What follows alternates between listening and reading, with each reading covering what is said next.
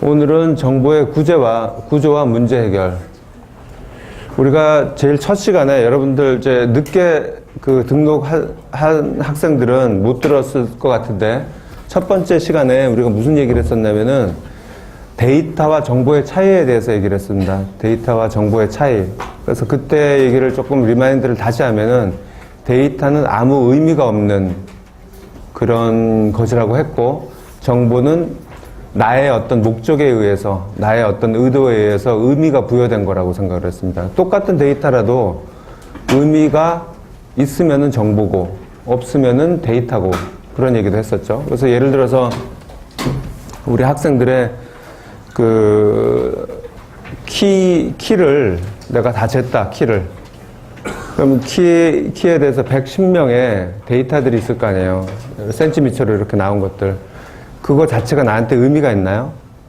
의미가 없죠. 그러면 그건 데이터예요. 근데 내가 어떤 의도를 가지고, 어떤 목적을 가지고 여러분들을 키를 측정을 해서 그 키를 가지고 내가 뭘 하려고 하냐면은, 키를 가지고 우리 예를 들어서 교실에 들어오는 문의 높이를 내가 조정을 하려고 한다. 다시 더 늘리거나 더 낮추거나 뭐 그러려고 한다. 그렇게 하려면은 우리 학생들의 키를 알아야 된다. 근데 개개인 학생들의 키보다는 우리 학생들의 키를 그러면은 재서 평균을 내보자. 아니면은 제일 큰 그룹하고 작은 그룹을 이렇게 나눠서 어떤 이런 의미 있는 변환을 하잖아요. 그래서 우리 학생들의 키의 평균이 170이더라. 아, 170이구나. 그러면은 내가 어떻게 해야 되겠다. 그러면 그것은 이제 정보가 되는 거예요. 똑같은 거라도 그거를 변환을 했잖아요. 어떻게 변화해요? 평균이라는 형태를 통해서 변환을 해서 나의 목적에 맞는 형태로 데이터를 변환을 해서 그걸 쓰는 거잖아요. 그러면 그건 정보가 되는 거죠. 그래서 데이터와 정보의 차이를 그렇게 얘기했었습니다. 그러면은 그때 얘기했었던 그 의미라는 것이 우리가 어떻게 표현을 할 건가? 의미라는 것이 어떤 형태로 표현이 돼서 남한테 전달이 되고 내가 표현을 하고 그럴 건가 하는 것들에 대한 내용이 이번 챕터 4장에 있습니다. 그래서 일반적으로 의미를 표현하기 위해서 우리는 이제 구조를 많이 써요. 구조. 데이터를 구조화시키면은 의미를 표현할 수가 있다. 그런 얘기가 여기 있습니다. 그래서 앞에 얘기는 지난 시간에 했던 얘기들이니까 쭉 넘어갈게요. 넘어가고 여기부터 한번 봅시다. 정보의 전달은 의미의 전달을 이야기하는 건데, 내 머릿속에 아까 얘기한 우리 반 학생들의 키라든가 이런 것들이 지금 정보잖아요. 어떤 의미를 가지고 있잖아요. 그 의미를 남한테 전달을 하기 위해서 내가 표현을 해야 되는데, 어떤 형태로 표현을 해야지 이게 의미가 전달이 될 건가, 내가 가지고 있는 어떤 의미가 전달이 될 건가. 데이터로 표현하지가 않고 의미를 어떻게 표현할 건가 하는 문제예요. 그러면은 그 의미는 어떻게 표현이 되는 걸까? 다음에 두 개의 사진을 보자. 두 개 보면은 도시락이 있어요. 도시락이. 이거는 제가 직접 찍은 사진이에요. 밥이 있고 그 위에 이제 콩들이 놓여져 있잖아요. 여러분들은 요새 초등학교, 중학교 학생들도 도시락을 안 싸가지고 다니는데, 저는 제가 다닐 때는 대학교 때까지도 하숙집에서 도시락을 싸줬어요. 도시락을. 저희 하숙집에서는. 도시락을 항상 가지고 다녔다. 초등학교, 중학교, 고등학교.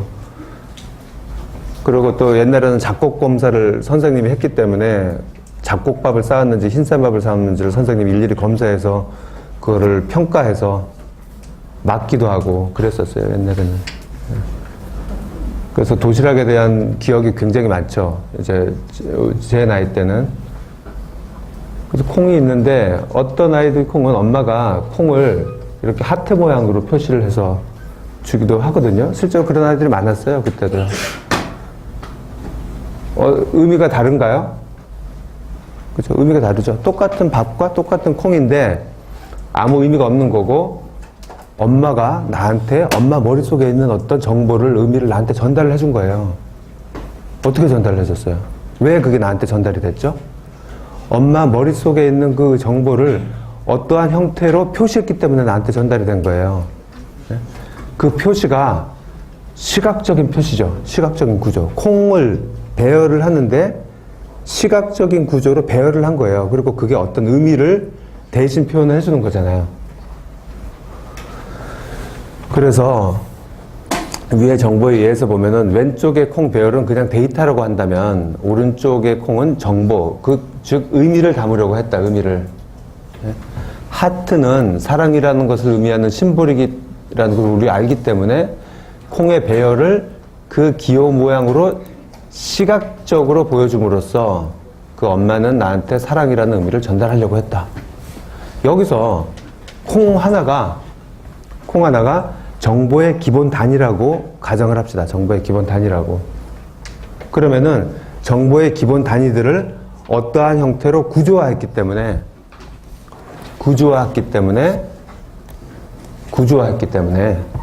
의미를 표현할 수 있었다라는 거고, 여기서의 그 구조는 시각적 구조죠. 시각적 구조. 만약에 정보 단위들이 특정한 구조를 가지지 못했다면은 의미 없는 데이터에 나열이 되는 거예요. 즉 정보의 구조는 의미를 표현할 수 있다. 이거는 굉장히 중요한 말이에요. 구조는 의미를 표현한다.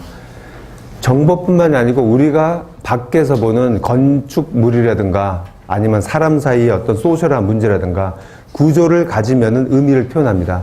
구조가 없으면은 의미를 표현하지 못해요. 우리는 의미를 전달하기 위해서 구조를 굉장히 잘 활용하고 있습니다. 정보에서도 마찬가지예요. 그리고 그 구조의 의미는 정보라는 것이 이제 우리가 정보라는 것을 인지하기 시작하면서 이거를 알게 됐어요. 옛날에는 물리학적인 관점, 자연과학적인 관점에서만 본다면은 우리 첫 시간에 또 했던 얘기들이에요. 첫 시간에 했던 얘기가 과학의 시대, 공학의 시대 이렇게 구분을 해서 얘기했었어요. 과학의 시대는 자연과학적인 관점으로 세상을 바라봤거든요. 자연과학적인. 인간은 자연과학이에요? 자연이에요? 자연이죠. 자연이지만 인간은 자연의 생명체의 일부로만 본 거예요. 인간의 머릿속에 들어있는 이런 정신이라든가 이런 거는 대상이 아니었어요. 그때 대상들은. 그러니까 모든 것을 물질과 에너지 관점으로만 세상을 봤죠. 그러면은 그게 물리학적인 관점, 자연과학적인 관점인데 그때 나왔던 모든 것들은 에너지와 물질의 성분들로만 이제 모든 현상들을 보기 시작했죠. 그러면은 그 관점에서 보면 두 개의 도시락 그림은 전혀 차이가 없어요. 성분도 똑같죠. 에너지도 똑같아요. 하지만은 사람 머릿속의 관점으로 보면은 이것과 이것은 분명히 다르잖아요. 그것을 뭐라고 설명을 할 건가? 라는 고민을 1900년대 초에 샤논이라는 사람이 그 고민을 시작을 했어요. 왜 자기가 여태까지 배웠었던 물리학적 관점으로는 전혀 차이가 없는데 왜 내 머릿속에서는 이걸 다르게 받아들일까? 그거를 정보라고 하자라고 그 사람이 얘기를 했어요. 1400년대 초에. 그래서 세상을 이루는 두 가지 물질, 그전에는 에너지와 물질이었거든요. 이 사람은 하나를 더 보태서 세상을 이루는 거는 세 가지 관점이 있다. 물질과 에너지와 또 하나가 정보다. 이렇게 얘기를 했어요. 그 사람은요. 정보라는 것은 다시 얘기하지만은 사람의 머릿속에 들어있는 의미이기 때문에 그때부터는 자연과학적인 관점이 아니고 인간과학적인 관점에서 세상을 보기 시작했다는 것을 의미를 할 수가 있는 거죠. 그래서 정보는 그 구성 단위들의 구조에 따라서 달라질 수가 있다. 그런 얘기를 하고 몇 가지 이제 그 다음에는 예를 가지고 있는데 지금 아이는 컸어요. 근데 옛날에 아이가 집에 와서 저한테 이제 했던 얘기가 있어요. 수수께끼를 내겠다 그러면서 선생님에서 님을 빼고 그 나머지를 거꾸로 해버려요. 그러면은 선생님에서 님 빼면은 선생이고 거꾸로 하면은 생선이잖아요. 그래서 생선 그랬더니까 막 한 10분을 웃어요. 막 웃어요, 혼자. 그래서 그러면은 내가 한번 내볼까? 그러고서는 선풍기에서 기를 빼고 거꾸로 해보라 그러면은 선풍기에서 생각을 하죠. 얘가 기 빼고 선풍, 거꾸로 하면 풍선. 그러고서 한 또 10분을 웃어요. 혼자서. 막. 정신없이 웃어요. 그래서 그걸 보면은 뭐예요? 구조예요. 네? 선자하고 풍자하고 기자라는 정보의 기본 단위들이죠. 언어를 이루고 있는 정보의 기본 단위들이죠. 그거를 구조라는 건 순서 구조예요. 여기서는. 그죠? 순서 구조를 바꾸면서 의미가 달라지는 거예요. 의미가 달라지고. 우리 인류는 그렇게 살아왔어요. 우리 인류의 머릿속에 있는 모든 정보들은 그런 식의 구조를 가지고 자기의 의미를 표현을 하고 있어요. 그러니까 언어가 대표적인 거죠. 언어가. 그리고 거기다가 그 아이가 얘기한 거는 이미 알고리즘까지 얘기를 하고 있어요. 정보의 단위가 3개가 있는데 하나를 지우고 요것을 거꾸로 하세요. 그게 알고리즘이거든요. 알고리즘을 변하면서 다른 의미를 표현하려고 하는 거를 우리는 자연스럽게 하고 있다는 거죠. 5살짜리 아이도 하고 있는 거죠. 그래서 이와 같이 우리 인간은 본능적으로 이렇게 정보를 분해하고 구성하고 재조합하는 능력을 가지고 있다. 이것이 기본적으로 우리가 다음 챕터 5에서 얘기하는 알고리즘의 기본이에요. 알고리즘은 기본 단위들을 가지고 어떻게 재구성하고 재조합해서 내가 원하는 일을 하게 할 건가 하는 것이 이거에 대한 거거든요. 이렇게 단어들을 재구성하는 거를 이제 보면은 여러 가지 이제 옛날에 또 있었던 얘기들이 있는데 에너그램이라고 아세요? 에너그램? 에너그램이라는 거가 지금도 뭐 몇몇 그 학교에서 아이들 퀴즈 대회나 뭐 이런 데서 하고 있는 것들이에요. 에너그램 뭐냐면은 단어들이 있는데 단어들을 조금 전처럼 선생님 풍선 이렇게 하는 것처럼 뒤집어 가지고 새로운 문장을 만들어내는 게임이에요. 새로운 문장을 만들어내는 거죠. 그래서 뭐 얘가 뭐가 있을까요? 에너그램이 얘가? 응? 뒤집어 가지고 새로운 문장 만들어내는 거. 그런 얘가 많이 있죠? 한번 찾아봐야 되겠네. 선생님 생선도 그 중에 하나고요. 그죠? 그거 가지고 암호도 만들죠. 에너그램 가지고 암호도 만들고. 근데 이제 거기에 대한 재밌는 얘기를, 백그라운드 얘기를 한번 해줄게요. 17세기에 저널이란 것이 처음 등장을 했어요. 저널이란 것이. 과학 저널들이. 근데 이게 최초의 과학 저널이 1665년에 만들어졌대요. 1650년. 근데 여기에 대한 이제 뒷얘기들인데 17세기만 해도 갈릴레오, 뉴턴, 후크 같은 그런 그 과학자들이 많았죠. 물리학자들, 의학자들 이런 사람들이 많았잖아요. 그 사람들이 뭘 가지고 밥을 먹고 살았을 것 같아요. 우리 지금 과학자들은 회사에 취업해서 아니면 연구기관에 취업해서 월급을 받아가지고 밥을 먹고 살잖아요. 내가 뭔가를 발견해. 예를 들어서 내가 우주에 있는 어떤 새로운 행성을 발견을 했어. 행성을 발견했다는 건 대단히 위대한 일이죠. 근데 발견했다고 해서 누가 왜 나한테 돈을 주겠어요? 왜 나한테 돈을 줘야 되죠? 내가 행성을 발견했는데. 예? 그게 어떤 생산을 돈을 벌어다 준 것도 아닌데. 지금은 뭐 천체 연구소에 가서 그걸 발견해서 월급을 받겠죠. 그죠? 근데 17세기에는 누가 돈을 줬겠어요? 그 사람한테 행성 발견했다고 해서. 17세, 여러분들 아마데우스라는 영화 봤는지 모르겠지만은 그 시대의 예술가들도 똑같아요. 내가 바이올린하고 작곡을 하고 누가 돈을 주겠어요? 그 사람한테. 누가 표를 내고 연주를 들어오는 것도 아니고 CD를 사는 것도 아닌데. 그 당시에 그런 사람들한테 돈을 주던 사람들은 왕족들이에요. 귀족들. 귀족들이 음악가를 하나 고용을 하고 있는 거죠. 그래서 오늘 우리 가족들이 모여서 파티를 하는데, 예? 다른 귀족들 불러가지고 우리 파티를 하는데, 음악가, 내가 키우고 있는 음악가가 있거든. 불러가지고 음악 한번 연주시키고 우리 즐거운 시간을 갖자. 그러려면 그 사람한테 내가 돈을 주고 새로운 음악 만들어내라. 야, 좀 좋은 음악 좀 만들어내봐라. 귀족들이 돈을 줬었어요. 똑같은 식으로 그 당시에 과학자들한테 돈을 주고 과학자들을 키웠던 사람들은 귀족들이었어요. 그래서 과학자 한 명을 키우고 있는 거예요. 그러면 이 사람이 행성을 하나 발견을 했단 말이에요. 그러면 귀족한테 와서 행성을 발견했다는 얘기를 해요. 그러면 나는 귀족 모임에 가서 야, 그거 아냐? 새로운 행성이 있대. 그 행성이 근데 이렇게 돌아간대. 그러면은 와 하는 그걸 얘기하기 위해서 과학자들을 스폰서를 할 수가 있었던 시절이에요. 그 당시에는요. 그러니까 과학자들 입장에서는 무슨 문제가 생기냐면은 내가 뭔가 새로운 과학적 발견을 했는데 이걸 남한테 알려주면은 내 밥줄이 떨어지는 거예요. 남한테 알려주면 안 돼. 그죠? 나 혼자만 알고 있어야 되는 거예요. 그래서 나 혼자만 알려주고 우리 귀족한테 알려주고 돈을 받고 내 생활을 해야 되는 거예요. 그 당시에. 그러니까 이 갈릴레오가 여기 나왔는데 토성을 발견을 했어요. 토성에 띠가 있다라는 걸 발견을 했어요. 그 당시에. 대단한 일이죠. 그 당시에 망원경, 망원경이 얼마나 좋았겠어요. 그 당시에 1600년대니까. 그걸 가지고 토송의 띠를 발견을 했어요. 이 사람이. 여러 가지 이제 가설을 증명해가는 과정을 통해가지고. 근데 그걸 자기가 발견했다는 걸 얘기를 못 하는 거예요. 발견은 했는데 얘기를 못 해요. 다른 사람들한테. 그리고 얘기를 안 하면은 또 끝이 아니에요. 얘기 안 했는데 다른 과학자가 라이벌이 있었거든요. 갈릴레오 라이벌이. 다른 과학자가 토송의 띠를 먼저 발견을 해버려. 그럼 난 아무것도 아닌 거가 되잖아요. 딜레마죠. 발견을 했다는 걸 남한테 알리고 증명을 해야 되는데 알릴 수는 없는 딜레마인 거죠. 그래서 그 사람들이 주로 사용했던 방법이 에너그램이에요. 갈릴레오가 토송의 띠를 발견하자마자 그거를 토송의 띠를 발견한 걸 글로 씁니다. 쓴 다음에 이걸 에너그램으로 만들어요. 에너그램을 만들면은 나는 토송의 띠가 3개가 있고 뭐 이렇게 했는데 에너그램을 만들어서 사랑스러운 자연의 해가 비추고 뭐 이렇게 만드는 거죠.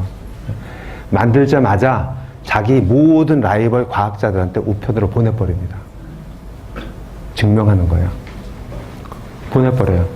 그러면 그 과학자들은, 라이벌 과학자들은 갈릴레오가 뭔가를 보내왔는데, 대자연의 아름다움에 대해서 시를 썼는데, 그 라이벌은 아는 거죠. 뭔가를 얘가 발견했구나. 얘가 뭘 발견했지? 그래서 그때부터는 그 에너그램을 해석하기 시작합니다. 막 해석을 하는 거죠. 그거 2가지 이유가 있어요. 그렇게 해서 만약에 라이벌이 몇 년 후에 토송의 띠를 발견했다 하더라도 그거 내가 그때 보내준 에너그램 그거야. 그게 그 얘기야. 이렇게 이제 프루브도 할 수 있는 거고 내가 발견한 걸 남이 못 알게 하는 2가지 목적이 있는 거죠. 그래서 그 케플러가 최대의 라이벌이었대요. 그래서 이렇게 원래 발견한 거를 알 수도 없는 이걸 만들어서 보냈고 라틴어로는 이런 거였는데 이렇게 이제 만들어서 보냈고 케플러는 이거를 해석하기 위해서 엄청난 노력을 해서 해석을 했는데 이것과는 전혀 다른 조합을 만들어냈대요. 그 조합이 이거였대요. 이거였는데 이거의 해석은 뭐냐면은 화성에서 2개의 달을 발견했다. 근데 1800년대에 가서 화성에 진짜 2개의 달이 있다는 거가 발견이 됐대요. 또 되게 웃기죠? 그죠? 그래서 딴 거를 써가지고 에너그램을 만들어서 보냈는데 이 사람이 에너그램을 해석해서 딴 걸 했는데 이 사람이 발견한 것과는 다른 화성에 대한 달에 대한 걸 발견을 했는데 그게 실제로 발견이 된 거예요. 거기에 대해서 또 쓴 걸 보면은 여기에 이자 하나가 빠졌대요. 그래서 정확하게 에너그램을 해석한 건 아니어서 그렇게 됐다. 근데 뭐 여러 가지 그런 일들이 벌어질 수가 있는 거죠.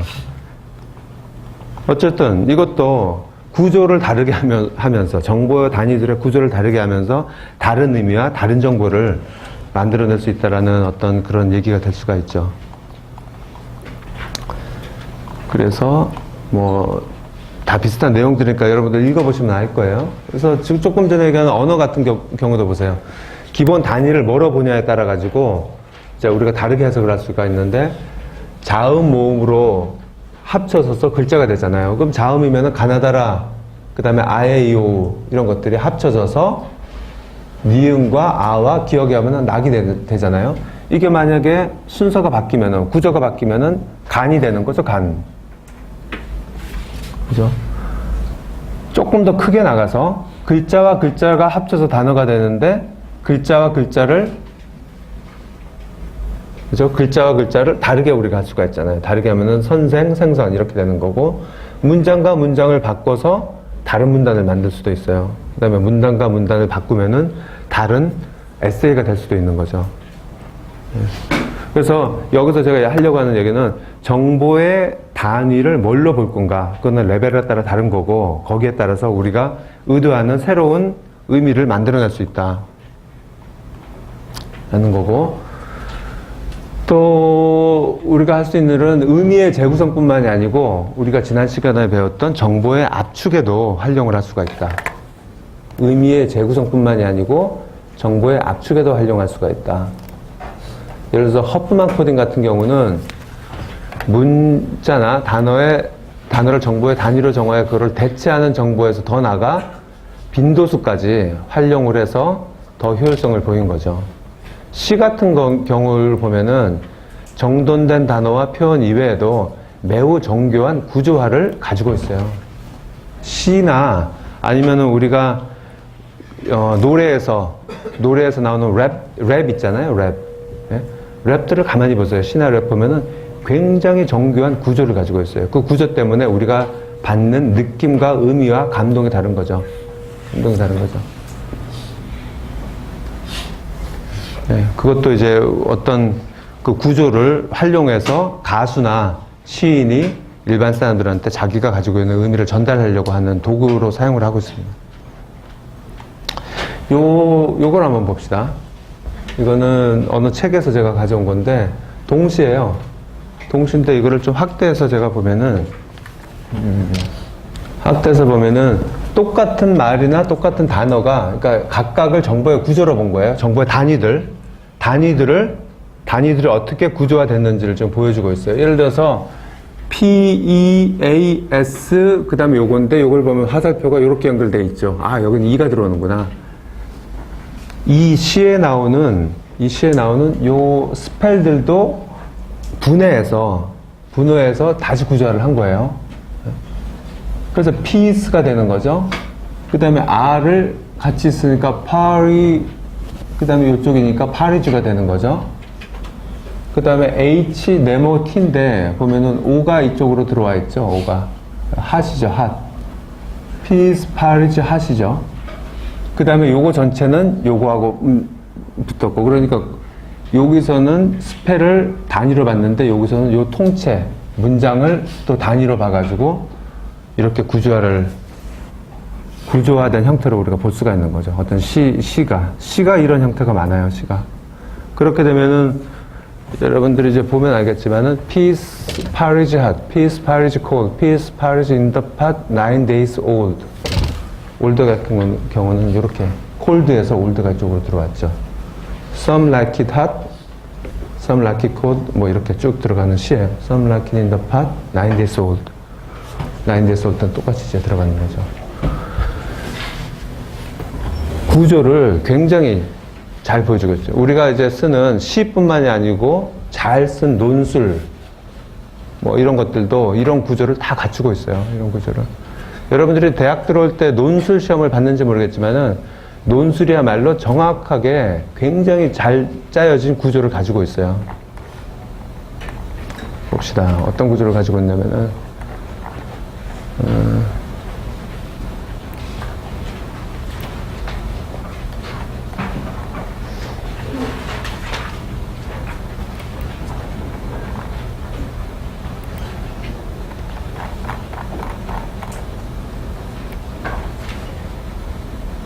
여러분들 책에는 좀 빠졌는데, 요 책, 바바라 민토의 논리의 기술이라는 책이 있어요. 저는 이 책을 좀 오래된 책인데, 많이 권장을 하거든요. 권장을 하는데, 제일 유명한 컨설팅 회사 중에서 맥켄지 컨설팅이라는 회사가 있어요. 맥켄지 컨설팅에서 에디터로 한 3, 40년 근무했었던 그 맥켄지 컨설팅에서 나온 모든 보고서들을 최종 편집을 하는 일을 했었던 바바라 민토라는 사람이 은퇴하면서 쓴 책이에요. 논리의 기술. 그래서 그 맥켄지 컨설팅 여러분 잘 알 거예요. 그죠? 맥켄지 컨설팅에서 나온 보고서들은 일반 서점에서도 팔 정도로 굉장히 잘 짜여진 보고서예요. 근데 여러분들 기회가 있으면 한번 읽어보세요. 저도 어떤 주제에 대해서 그 맥켄지 컨설팅에서 나온 보고서를 한번 읽어봤는데, 내용 자체는 아무것도 없는데 그 보고서를 읽다 보면은 너무나 설득력 있게 들리는 거예요. 굉장히 진짜 야 그렇구나, 이거 해야 되겠네. 마지막 읽는 순간에는 진짜 얘네들이 시킨 대로 해야 되겠다. 그걸 보면은, 이 책을 보면은 맥켄지 컨설팅에서 보고서를 쓸 때는 어떠한 형태로, 어떠한 순서대로, 어떠한 구조로 자기네들의 논리를 만들어서 보고서에 넣는지에 대한 그 기법과 설명을 얘기를 하고 있어요. 여기서 보면요. 예를 들어서 여기서 강조하는 거가 삼각형 기법. 예시가 있고, 그 다음에 중간 결론들이 있고, 최종 결론이 있고, 이 구조를 반드시 지키고, 이 구조는 어떠한 그래프와 어떤 형태로 보고서에서 들어가야 되는지를 얘기를 하고 있죠. 그 형태로만 얘기하면은 사람들이 그렇구나 하고 설득을 당한다는 거예요. 근데 그거는 뭐냐면은 구조예요, 구조. 보고서의 구조가 그렇게 돼 있다는 거죠. 사람들은 구조를 통해서 의미를 받아들이죠.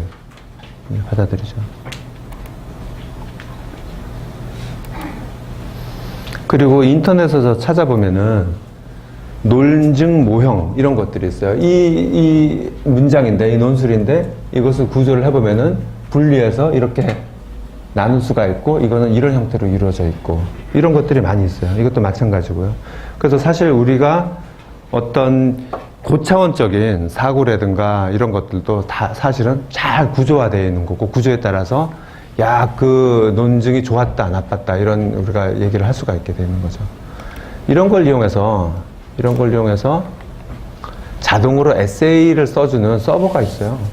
여러분들 아는지 모르겠지만은 제가 얘기는 안 할게요. 여러분들이 숙제를 이걸 통해서 할까봐 얘기는 안 하는데, 그 사이트에 들어가서 제가 한번 해봤어요. 무료예요. 코리아라고 딱 쳤어요. 네? 사이트에다가 주제를 코리아라고 치고 6페이지 정도의 보고서를 만들어주세요. 이제 탁 쓰고 서밋을 하는 거예요. 즉시 논문 형태의 보고서가 나왔어요. 뭐가 나왔냐면 제목이 코리아의 2013년 무슨 개발 정책에 대한 무슨 보고서 이렇게 나와요. 그리고 내용을 보면은 서론부터 결론까지 그래프까지 쫙 들어가요. 보면은 대단한 영어 논문이 만들어져 있어요. 한 3, 4초 만에. 놀랍죠? 그래서 그걸 보면은, 근데 내용을 보면은 아무것도 아니에요. 내용을 보면은 인터넷에서 코리아라는 이름으로 쫙 뿌려가지고 나온 결과물들을 짜집기 한 거예요. 얘네들. 아무 의미 없이. 근데 내용을 사실 보면 아무것도 없지만은 그 구조를 갖췄잖아요. 논문의 구조를 갖췄잖아요. 구조를 보면은 대단한 것처럼 우리는 받아들이는 거죠. 그래서 이걸 가지고 MIT의 인공지능연구소의 학생들이, 대학원생들이 실험을 했어요. 실험을. 2005년에 이 사이트가 아직도 있어요. 2005년에 그 시스템을 만들어서 가짜 논문을 만들었어요. 이 학생들이 3명이 만들었어요. 3명이. 그래서 주제를 쓰면은 자동으로, 얘네들이 만든 프로그램은 자동으로 인터넷 검색을 해서 문서를 가져와서 논문의 형태 그대로 만들어주는 거예요. 논문의 형태 그대로. 그래서 얘네들은 거기에 대해서 아무 손도 안 대고 그걸로 나온 것만 가지고 SCI라는 컨퍼런스가 있었어요. 마이애미에서 매년 열리는 컨퍼런스가 있거든요. 국제학술대회. 거기에 논문을 냈어요. 얘네들이 그걸로 장난으로 냈는데 선정이 돼서 초청을 받았어요. 그 논문이 이 논문이에요. 뭔가 대단해 보이지 않아요? 이 논문을 보면은. 그죠? Router, a methodology for the typical unification to access points and redundancy. 이름 들어가고 MIT라고 나오고 서론과 그 다음에 결론까지 그래프가 착 들어갔어요. 이거가 얘네들이 쓴 거가 아니고 구조만 맞춰서 아무 데이터나 문서나 집어넣은 거예요. 텍스트나. 이렇게 나와요. 그리고 얘네들이 이걸 냈는데 우수 논문으로 선정이 된 거예요. 우수 논문으로. 그래서 얘네들이 결과를 받자마자 신문에다가 이거를 제보를 해요. 제보를 하죠. 난리가 났었어요. 그때 2005년도에 이것 때문에. 그럼 심사위원들은 내용도 안 보고 심사를 했다라는 거잖아요. 내용도 안 보고. 구조만 좋고 MIT 학생들이니까 얘들 우주 논문 이렇게 한 거죠. 그죠? 근데 그 컨퍼런스는, 그 국제 학술대회는 지금도 성공적으로 잘 돌아가고 있어요. 지금도. 이거는 뭘 얘기를 하냐면은 이 논문이 사이트를 내가 써놨구나 여기다가. 예, MIT의 그 사이트 없어졌을지도 모르겠어요. 지금 뭐 있는지 없는지 모르겠지만 뭘 얘기를 하냐면은 구조가 사람들에게 의미를 전달하는 것에 이러한 큰 영향을 미친다라는 거죠. 이렇게 큰 영향을 미친다. 구조가.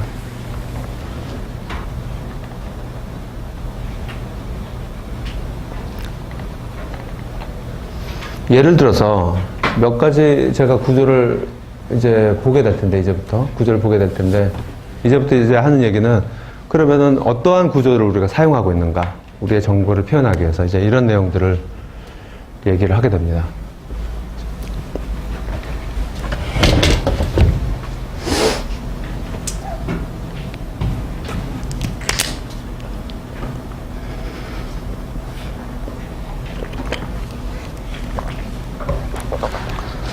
이거는 어떤 제가 단어들을 그냥 이렇게 뿌려봤는데, 단어들 하나하나. 이게 단어 자체가 어떠한 그 정보 단위라고 해봅시다. 정보 단위.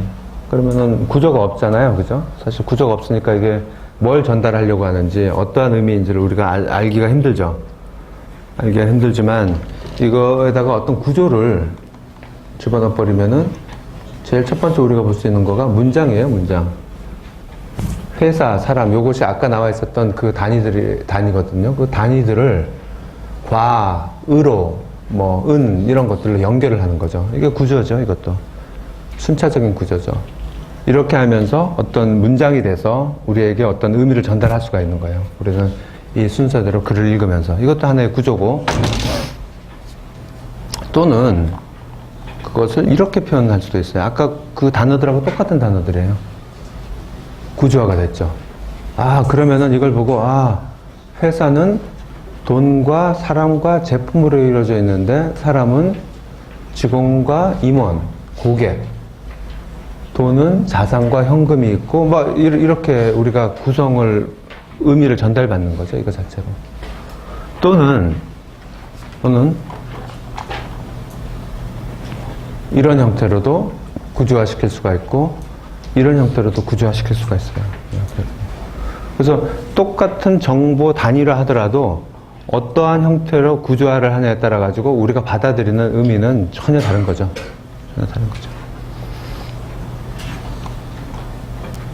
그래서 지금까지 얘기한 것들은 어떠한 단편적인 사실적인 지식이라든가 이런 것들이 어떻게 구조화돼서 우리에게 보여지냐, 이런 것들에 대한 우리가 사례들을 쭉 봤습니다. 사례들을 봤는데, 지식에는, 정보는 또 사실적 지식만 있는 게 아니고 절차적 지식도 있거든요. 또 문제를 해결하려고 하는 절차적 지식들.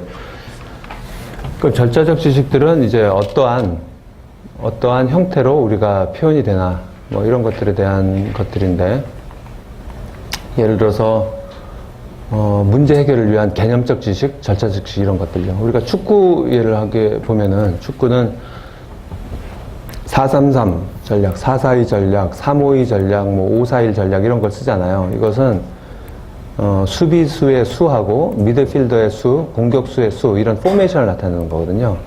이런 포메이션이 이렇게 되는 거예요. 또 수비 포메이션은 수비수의 수에 따라서는 3백, 4백, 5백 이렇게 얘기도 하기도 합니다. 그래서 이 포메이션에 따라서 이 포메이션은 상대 팀에 따라서 혹은 경기 상황에 따라서 혹은 게임의 목적에 따라서 다르게 구성을 할 수가 있는 거예요. 그리고 우리가 무슨 국가대항전 같은 경우를 생각을 해보면은 항상 뉴스에 2-3일 전에 나오는 거가 이번에는 4-4-2 전략으로 나간다. 그러니까 굉장히 중요하게 얘기하거든요. 왜 그러냐면 4-4-2라는 구조가 감독이 가지고 있는 생각과 의도와 의미를 잘 나타내고 있는 거기 때문에.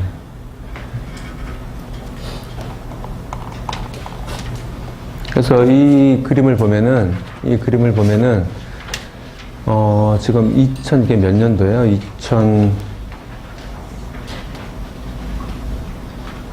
몇 년도인지가 안 나왔네. 또 몇 년 전에 월드컵 최종 선발, 최종 예상 선발. 지난번 월드컵 때였었나봐요. 그때 북한하고 우리 한국하고 경기를 했었는데, 북한은 5-4-1 전략으로 나오고 한국은 4-3-3 전략으로 나왔어요. 그리고 얘네들은 각자의 정보 단위예요. 정보 단위를 5-4-3이라는 구조로, 얘는 4-3-3이라는 구조로 만든 거잖아요. 그러면은 축구를 잘 아는 사람들은 저것만 보더라도 오늘 경기가 어떻게 흘러가겠다라는 것을 파악을 할 수가 있는 거죠. 그리고 나는 4-3-3 전략으로 나가야겠다고 감독이 얘기하는 순간 나의 의도를 보여주고 있는 거죠. 5-4-1이면은 수비로 나가겠다는 거잖아요. 수비로. 수비수가 5명이에요. 그죠? 그런 이제 의도를 보이고 있는 거죠. 그래서 이런 것도 어떤 그 정보의 단위를, 정보의 구조를 나타내고 있는 거죠. 축구팀이 의도하고 있는 전술을 그 구조를 통해서 보여주고 있는 겁니다.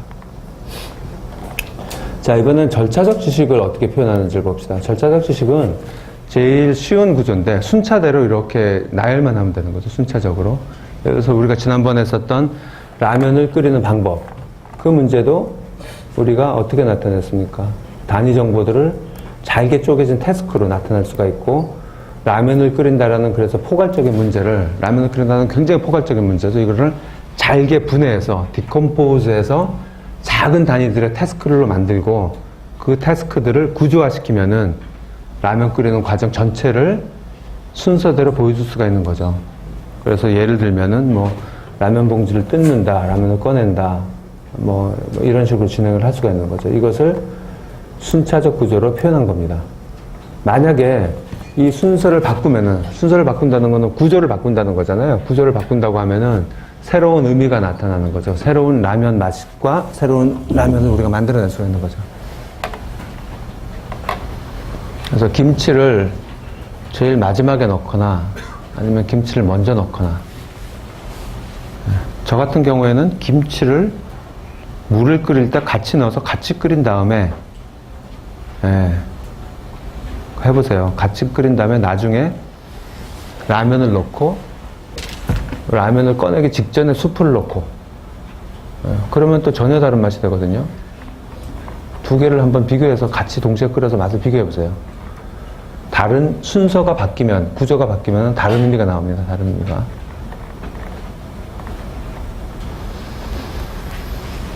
그래서 지금까지 한 얘기는 어떤 의미를 구조를 통해서 어떻게 보여주고, 구조는 어떻게 의미를 보여주고, 이런 것들에 대해서 우리가 쭉 봤습니다. 그래서 여기에 대해서 우리가, 두 가지 관점으로 이제 보게 되는데, 우리 머릿속에 들어있는 문제 해결 지식을 어떻게 구조된 순차적 구조를 통해서 보여줄 건가가 다음 5장에 나오는 알고리즘이에요. 알고리즘. 우리 시험 범위까지 포함이 될 겁니다. 알고리즘까지가. 그리고 오늘 하는 내용은 문제 자체를 어떻게 구조화시켜서 다시 재표현할 건가 하는 것들이에요. 여기서는. 그래서 문제를 분석하고 구조화해서 표현하는 것과 해결 자체를 구조화해서 표현하는 것으로 나눠서 생각할 수가 있는데, 많은 경우에 문제 자체만, 우리에게 준 문제 자체만 다시 재구조화해서 표현만 해도 해결이 나오는 경우가 많이 있거든요. 그래서 이번 챕터에서는 문제 자체를 분석하고 구조화하는 그런 거가 이제 이제 설명을 하도록 하겠습니다.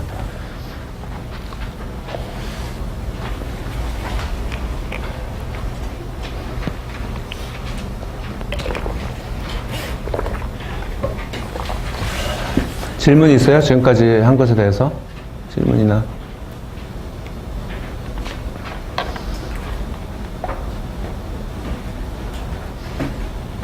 문제라는, problem이라는 단어를 국어 사전에 찾아보면은 해답을 필요로 하는 물음 또는 해결하기 어렵거나 난처한 혹은 귀찮은 일이나 말썽, 이런 뜻으로 되어 있어요. 다음 문장을 한번 보세요. 사회적으로 문제가 되는 동영상을 찍은 그 문제 학생은 내가 준 수학 문제를 풀고 있다. 문제라는 말이 세 가지 맥락으로 얘기가 되고 있죠. 그죠? 세 가지 맥락으로. 근데 우리가 일반적으로 문제 해결이다 이러면은 해결해야 될 대상인 거고, 지금 현재 상태와 해결된 상태 사이에 갭이 있는 형태를 얘기를 합니다. 문제 상태다 하는 거고, 지금 현재 상태, 그 다음에 해결된 다음의 상태, 그 사이에 갭이 있으면은 문제 상태다라고 얘기를 하고, 문제 해결이라고 그러면은 갭을 없애는 과정이 문제 해결이라고 얘기를 합니다. 그래서 시스템적인 관점에서는 인풋이 들어와서 프로세스를 거쳐서 아웃풋이 되는 거, 우리가 IPO에 대해서 챕터 2인가요? 거기에 대해서 우리가 한번 봤었습니다. IPO. 그래서 인풋이 들어와서 아웃풋이 돼서, 아니, 프로세스에서, 블랙박스에서 뭔가를 프로세스해서 아웃풋을 내는 거죠. 아웃풋이 뭐냐면은 목표 상태고, 되기를 기대하는 그 상태고, 현재 상태가 여기서 현재 상태에서. 현재 상태에서 목표 상태에 갭이 있는데, 그거를 없애주는 것이 프로세스고, 이것이 알고리즘이다. 이것이 문제 해결 방법을 순차적 구조로 표현한 거다. 그게 알고리즘이거든요. 그건 거죠. 그래서 문제 해결은 여기 있고, 문제는 여기서부터 이쪽으로 가는 거죠. 그래서 이번 챕터에서는 문제 자체를 어떻게 여기서 쓰기 쉬운 구조로 재구조를 하고 표현을 할 건가 하는 내용이 이제 여기서 들어가는 겁니다. 그래서 입력은 그때도 얘기한 것처럼 문제를 해결하기 위해서 필요한 데이터나 정보예요. 정보. 아웃풋은 문제가 해결됐을 때 나오는 결과를 의미하는 거고요. 다음 절에서 더 자세하게 얘기를 하게 될 겁니다.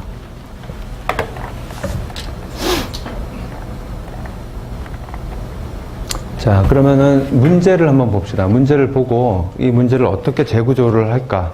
재구조를 해서 다시 표현을 할까 하는 것들에 대해서 한번 생각을 해봅시다. 지금이 11시 20분이죠. 네. 시간 되는 데까지 한번 보고, 다 못하면 다음 시간에 계속 이어서 할게요. 여기서는 조금 중요한 얘기 드립니다. 잘 기억을 하셔야 될 거예요, 여러분들이. 문제가 보통 우리가 자연어로 표현할 수도 있고 어떤 구조화된 형태로 표현할 수도 있거든요. 문제 자체를. 대부분은 자연어 형태로 표현을 하죠. 자연어 형태로. 그럼 자연어 형태로 표현을 하면은 문제가 정확하게 표현되지 않아서 이해하기 힘든 경우가 많이 있어요. 문제가 명확하게 표현되지 않아서 이해가 힘든 경우에 빠진 내용이 있을 수도 있고 대립되는 내용도 있을 수 있죠. 그러면 필요한 인풋을 문제에서 사용될 인풋을 정확하게 찾아내기가 힘듭니다. 문제 자체를 이해를 잘 못하는 거죠. 그리고 자연어 자체가 가지고 있는 모호성도 있고요. 그 다음에 내 머릿속에 있는 생각을 명시적으로 밖으로 꺼내는 과정에서 자기만의 어떤 주관적인 관점으로 변형해서 보여주고 그걸 또 그렇게 받아들일 수도 있는 거죠. 그래서 되게 어려워요. 자연어로 문제를 표현하는 것은. 예를 들어서 이런 예를 한번 보세요.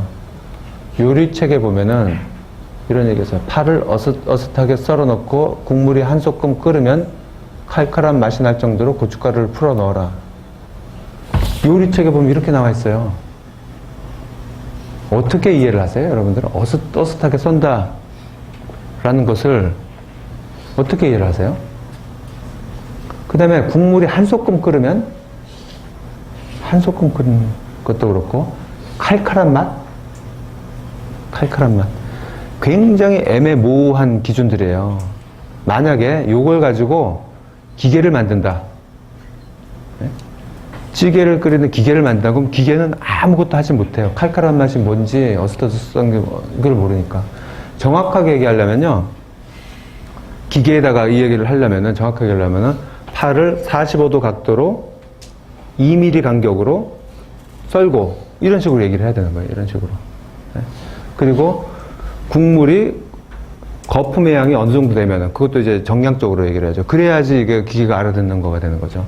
그러면은, 기계가 못 알아듣고 우리는 알아듣는다고 하면 그건 뭘 얘기하는 거예요?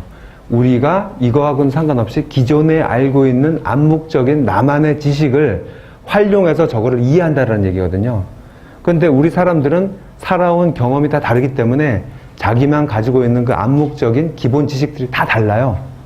그렇기 때문에 내가 똑같은 얘기를 하더라도 그거를 받아들여서 본인이 해석하는 거는 다 다르게 갈 수가 있는 거죠. 그러면은 굉장히 위험한 상황에 가는 거예요. 이제 컴퓨팅 시스템에서는. 자기가 이제 이해를 하는 거니까. 그래서 제가 옛날에 수업 시간에 이런 실험을 해본 적이 있어요. 이게 우리 수업 시간에 실험을 한 거예요. 우리 수업 시간에. 이번 학기는 안 하지만은. 사각형을 그리고 그 사각형을 그리고 X 모양으로 두 개의 선을 그리시오. 딱 요 말만 했어요. 정확하지 않죠? 사각형을 그리고 X 모양으로 선을 그리시오. 그러니까 받아들이는 게 다 다를 수밖에 없어요. 명확하게 지정하지 않았으니까. 그랬을 때 나왔었던 여러분들이 제출했던 것들이에요. 이렇게 한 학생도 있고 이렇게 한 학생도 있고 이렇게 한 학생. 이거는 의도적으로 이렇게 한 것 같아요. 어떤 학생이 나한테. 이렇게 한 학생. 이렇게 한 학생도 있었어요. 뭘 틀리다고 할 수가 있나요? 내가 내 문제에 대해서 이거 틀렸다고 얘기할 수가 있나요? 틀렸다고 얘기할 수 있는 답은 하나도 없어요. 다 맞았어요. 근데 내가 의도했었던 거는 이런 것들이거든요.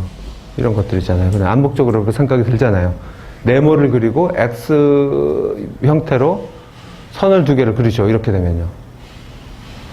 그러면 이 의도대로 얘기를 하려면은 어떻게 얘기를 해야 되겠어요? 우리가? 어떻게 얘기를 해야 되겠어요?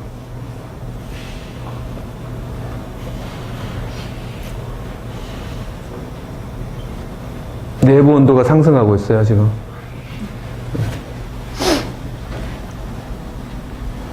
네모를 그리고 각 꼭지점을 대각선으로 있는 선을 그리시오. 이렇게 표현을 해야 되겠죠. 그죠?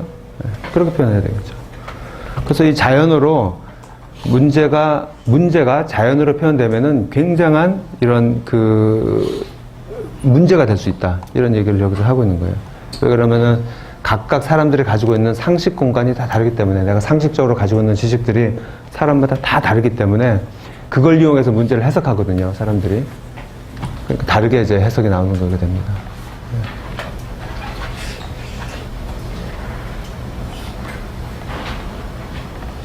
그래서 문제는 명확하고 완전하고 간략하고 빠르고 쉽게 이해할 수 있는 형태로 돼야 된다 라는 거고, 그래서 옛날에는 어떤 백문이불여일견 이런 것처럼 시각적으로 이제 표현하려고 많이 했어요. 그러니까 말로 표현하지 않고 시각적인 형태, 눈으로 볼 수 있는 한눈에 개념을 파악할 수 있는 시각적인 형태로 표현을 하려는 노력들을 많이 했죠.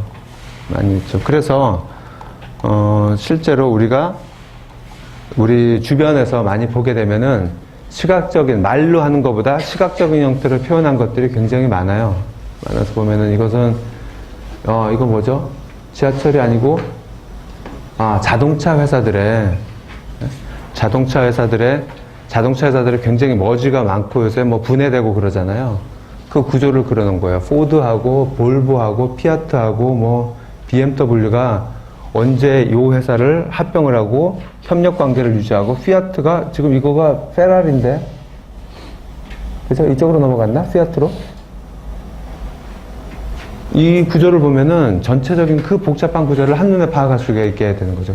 문제 자체를 구조화시켜서 문제를 보여주면은 더 문제를 파악하기 쉽다, 이런 예가 됩니다. 여기서 책에는 안 썼지만 다른 예를 제가 만든 것들이 있는데요.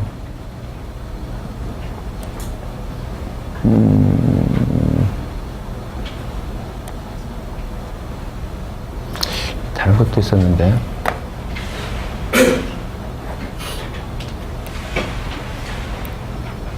제가 인터넷에서 한번 찾은 자료인데 이거 한번 보세요. 혈액형 간의 관계도예요. 혈액형 간의 관계도. A형, B형, O형. 그래서 B형에서 A형으로 가면은 괴팍하고, A형은 B형한테 주눅이 들고, A형은 O형한테 똑똑한 체 하고, O형은 A형한테 자상하게 하고. 이거 아닌 것 같은데? 그래서 나의 개인적인 경험에 의하면은 요 관계인데 조금 다른데? 그죠? 근데 이거 보세요. 이렇게 그래프로 구조를 만들어 놓으니까 굉장히 이해하기 편하잖아요. 문제 자체를. 그럼 말로 한다고 생각해 보세요. 이걸 말로 한다고 하면은 굉장히 복잡하고, 아까 얘기한 해석하는 사람들의 상식 공간을 다르게 쓰기 때문에, 자기마다 상식 공간이 다르기 때문에 다르게 해석할 수가 있는 거예요. 우리 경험이 있잖아요. 우리가 똑같이 친구한테 뭐라고 얘기했는데 걔가 다르게 얘기해서 딴 데 가서 다르게 얘기하는 경우 있잖아요. 다르게 해석하는 경우예요. 근데 이렇게 그려놓으면은 굉장히 이제 편하죠. 그리고 요것도 여자들의 자동차 분류도, 이것도 꽤 오래된 자료예요.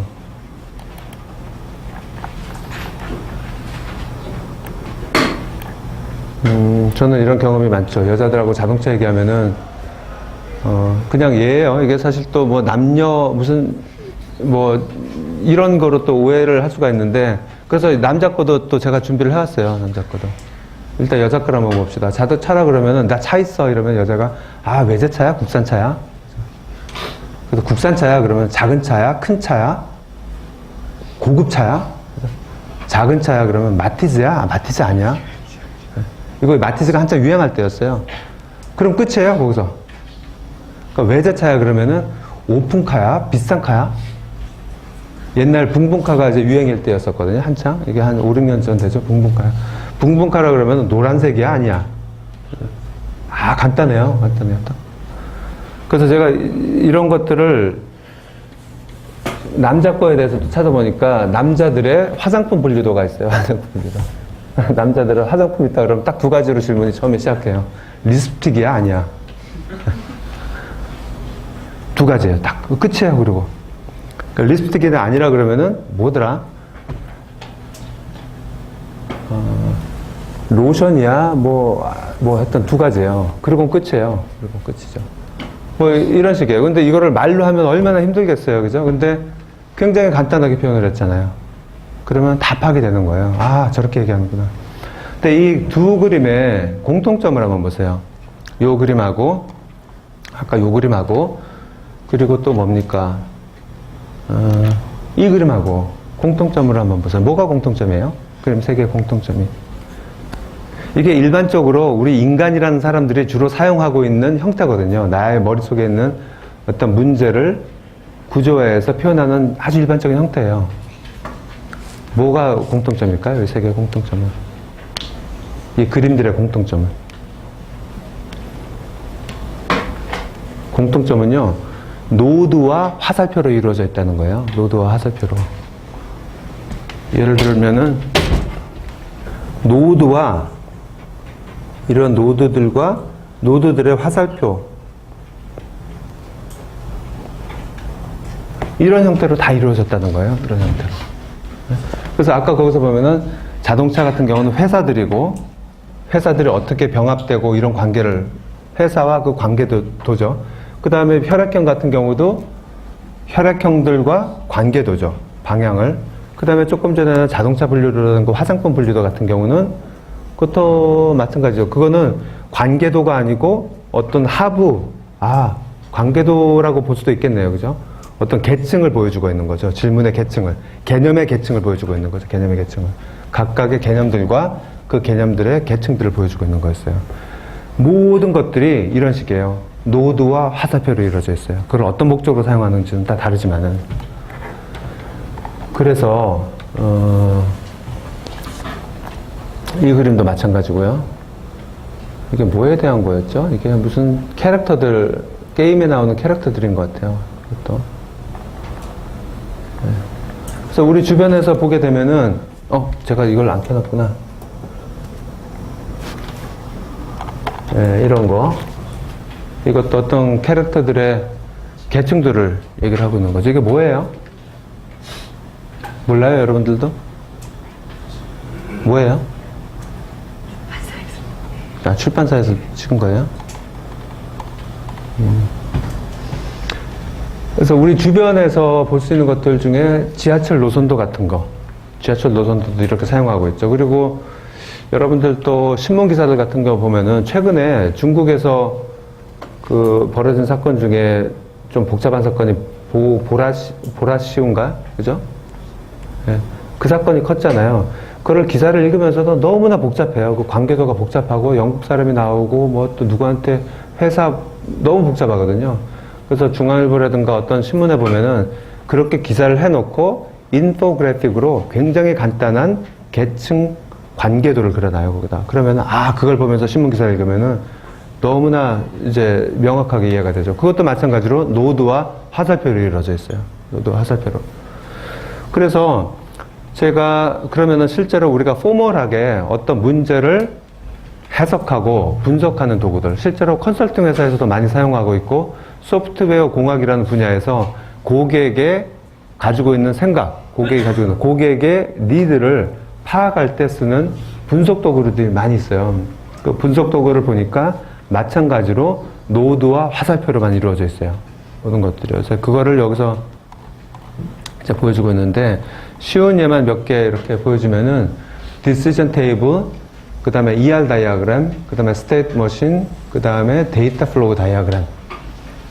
이런 것들이 이제 그 중에 예예요. 한번 봅시다.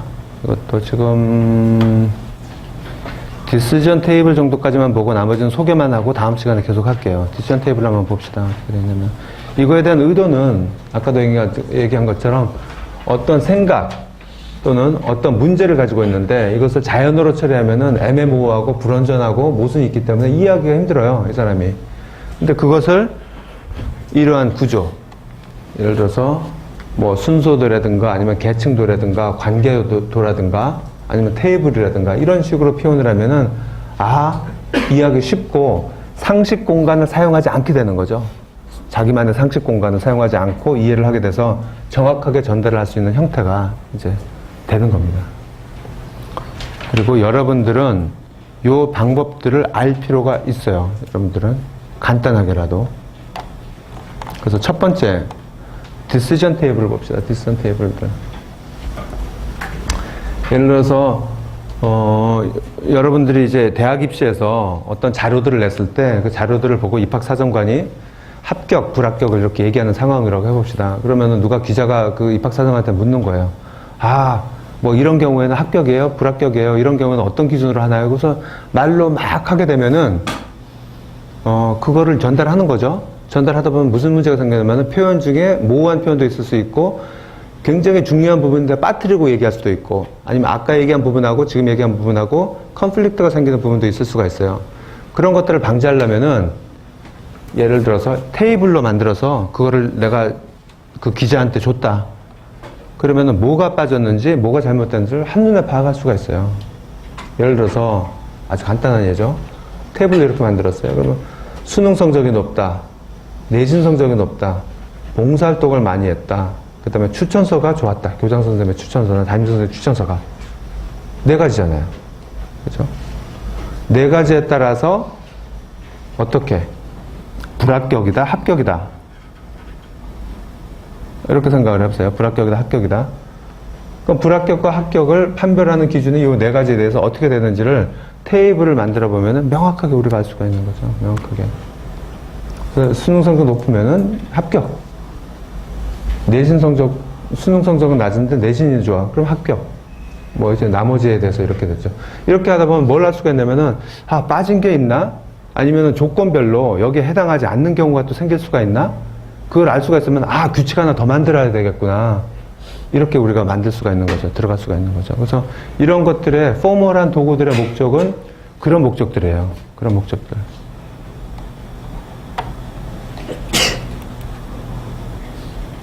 아, 예시, 그 중간고사 그 이그샘플들을 준다고 했는데 그 중에 하나를 제가 미리 말씀드릴게요. 옛날에 보니까 한 3, 4년 전에 시험 문제 나왔었던 것 같아요, 이거가. 어떻게냐면은 스타벅스에서, 아니, 어느 커피집에서 고객들한테 이런 경우에는 이런 잔을 하나 주고 이런 경우에는 무슨 뭐 쿠폰을 하나 주고 이거를 자연어로 말로 장황하게 얘기를 합니다. 그게 문제 나오고 이거를 포멀한 도구를 이용해서 이 문제를 재구조화해서 이제 나열을 해보죠. 그런데 그때 문제가 제 생각에 이렇게 디시전 테이블을 이용해가지고 판별을 해보죠. 이제 다시 구조하는 거죠. 그죠? 자연어로 처리된 복잡한 문제를 다시 구조해서 뭐가 빠졌는지 내가 의사결정을 어떤 걸 다시 해야 되는지를 이제 판별하는 문제를 하나 낸 적이 있어요. 네. 그런 거가 중간고사의 하나의 example입니다. 그리고 여러분들은 그런 걸 할 수 있어야 돼요. 실제적으로. 그 다음에 시간이 얼마 안 남아서 나머지들은 그냥 그 소개만 하고 다음 시간에 얘기를 할게요. 하나는 개체 관계 다이어그램인데 얘가 나오고 거기에 대해서 이런 거를 했어요. 이것도 마찬가지죠. 노드와 화살표로 이루어져 있어요. 노드와 화살표로. 그 다음에 스테이트 머신 같은 경우도 이것도 노드와 화살표로 이루어져 있고, 스테이트 머신 같은 경우도 노드와 화살표로 이루어져 있고, 그 다음에 데이터 플로우 다이어그램도 노드와 화살표로 이루어져 있죠. 그래서 아까 처음에 얘기한 것처럼 노드와 화살표로 문제를 재구성하는 것은 굉장히 중요하고 여러분들이 알아야 되는 거고, 그 목적에 따라서 무엇을 노드로 하고 무엇을 화살표로 할 건가에 대한 다양한 사례가 지금 이제 다음 시간에 계속 이어서 얘기를 할 겁니다. 혹시 질문 있나요? 질문 없으면 다음 시간에 봅시다.